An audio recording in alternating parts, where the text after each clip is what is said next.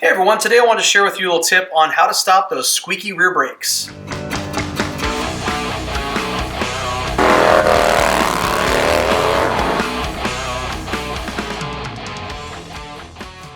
If you've got a Honda Shadow, you have a rear drum brake, and that's eventually going to squeak at some point in time.